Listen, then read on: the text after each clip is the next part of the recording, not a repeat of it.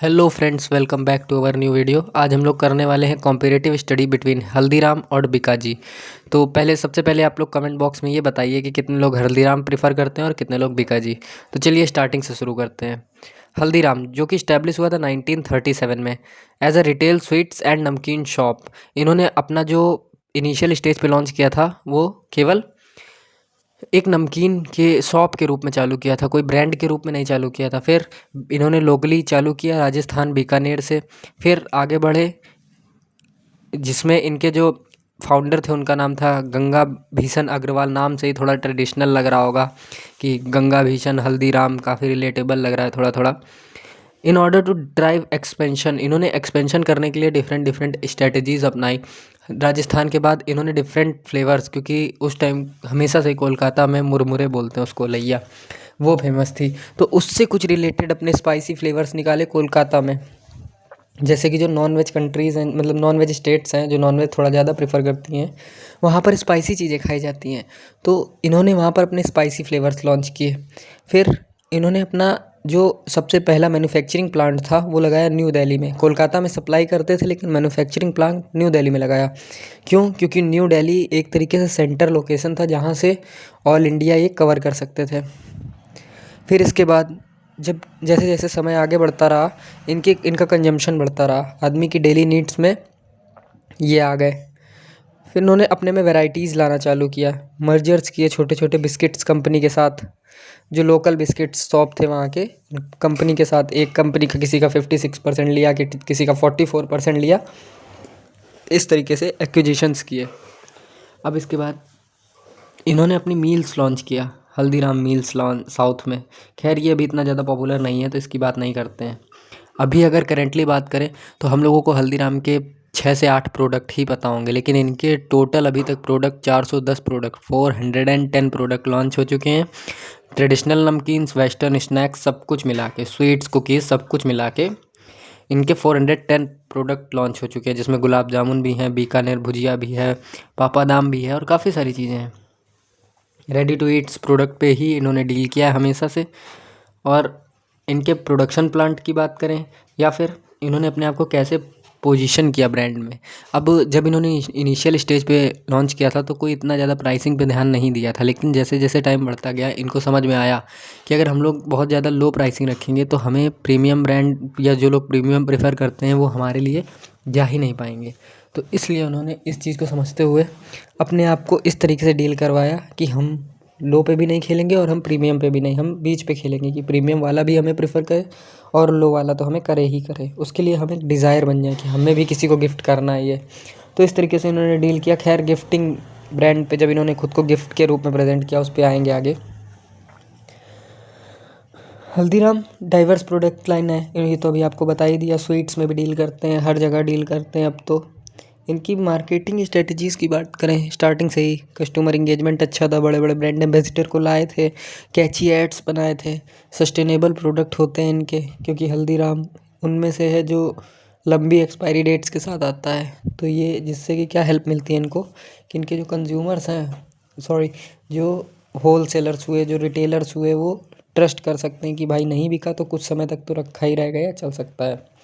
Gift hampers पे जब इन्होंने लॉन्च किया तो वहाँ से इनके साथ, मतलब इनकी पूरी इंडस्ट्री में ही चेंज आ गया, क्योंकि गिफ्ट हैम्पर्स में प्रॉफिट भी अच्छा होता है और बिकते भी हैं। सबसे पहले इनिशिएट इन्हीं ने किया। अब तो हल्दीराम के शायद 120 रुपये में 5 या 100 रुपये में 5 पैकेट का पैक आता है कोई गिफ्ट हैम्पर का, वो काफ़ी फेमस है। इनका one of the most selling Diwali gifts में इनका गिफ्ट भी इस बार टॉप 10 लिस्ट में था।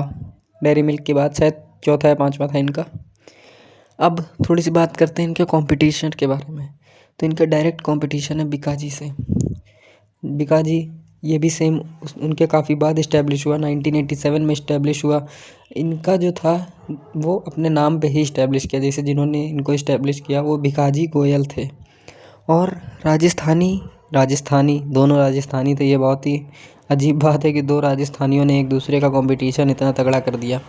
उनकी सिंपल स्ट्रेटजी थी, growth and expansion. Product diversify करने पे उतना उन्होंने फोकस नहीं किया जितना उन्होंने किया था, क्योंकि वो अपने प्रोडक्ट को नया नया लाए थे और इन्हें केवल अपने प्रोडक्ट को पोजीशन कराना था।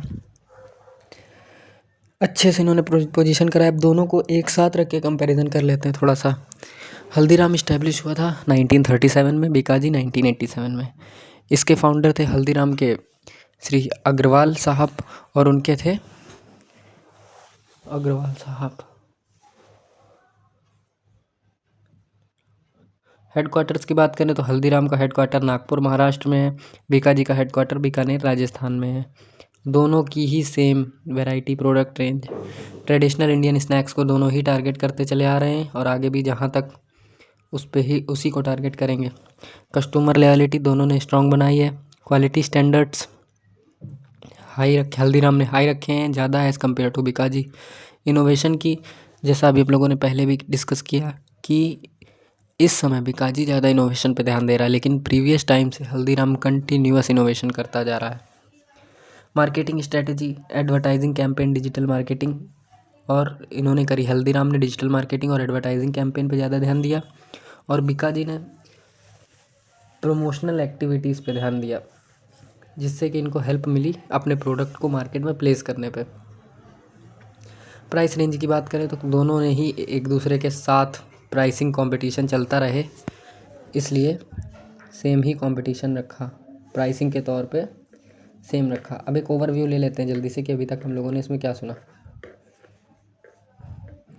ये जो हल्दीराम है, अब हल्दीराम की बात करते हैं। जैसा हम लोग अभी समझ चुके हैं हल्दीराम क्या है, बीकाजी क्या है, इनकी वाइड प्रोडक्ट रेंज क्या है, किस किस चीज़ से ये लोग डील करते हैं। तो मेरा एक ग्लोबल प्रेजेंस की बात करें तो हल्दीराम की बहुत ही वाइड डिस्ट्रीब्यूशन नेटवर्क है और इनका ग्लोबल प्रेजेंस बहुत ज़्यादा स्ट्रॉन्ग है।